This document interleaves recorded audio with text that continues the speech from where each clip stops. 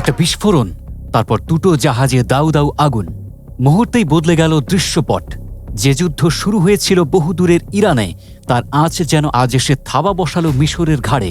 লক্ষ্যবস্তু দেশটির অত্যন্ত গুরুত্বপূর্ণ গ্যাস টার্মিনাল দামিয়েত্তা।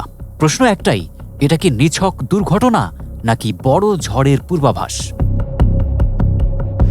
গত বুধবার সন্ধ্যা মিশরের দামিয়েত্তা এলএনজি বন্দর হঠাৎই ঢেকে যায় কালো ধোঁয়ায়।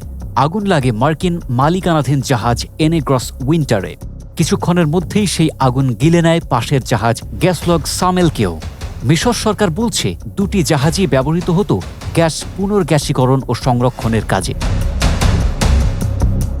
খবরটি নিশ্চিত করেছে রয়টার্স। ব্রিটিশ প্রতিষ্ঠান অ্যাম্ব্রের প্রাথমিক তদন্তে উঠে আসে ড্রোন হামলার তথ্য। তবে আরেক প্রতিষ্ঠান ভ্যানগার্ডের দাবি ভিন্ন।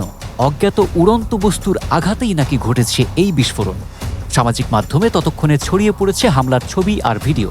বন্দর সংশ্লিষ্ট একাধিক নিরাপত্তা সূত্র অবশ্য এক বাক্যে বলছে ড্রোন হামলারই শিকার এই বন্দর। কে করল এই হামলা? ধারণা করা হচ্ছে এর পেছনে আছে ইরানের ছায়ায় থাকা লেবাননের এক সশস্ত্র গোষ্ঠী, যারা ব্যবহার করেছে ইরানি ওয়ান ওয়ে অ্যাটাক ড্রোন। অনেকের মতে এ যেন ইরাকের শিয়া মিলিশিয়াদের ওপর মার্কিন সৌদি যৌথ হামলার পাল্টা জবাব।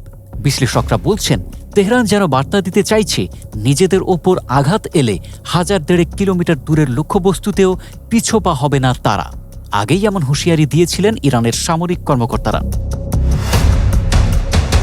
এতদিন এই আগুন সীমাবদ্ধ ছিল Iran, Iraq, Lebanon, Jordan, Yemen আর সৌদি আরবের মধ্যেই। কিন্তু মিশরের এই কৌশলগত জ্বালানি স্থাপনায় হামলা যেন জানান দিল নতুন এক বাস্তবতার। মধ্যপ্রাচ্য হাঁটছে আরও বড় অস্থিরতার পথে। প্রশ্ন শুধু একটাই, পরবর্তী লক্ষ্যবস্তু তাহলে কোথায়?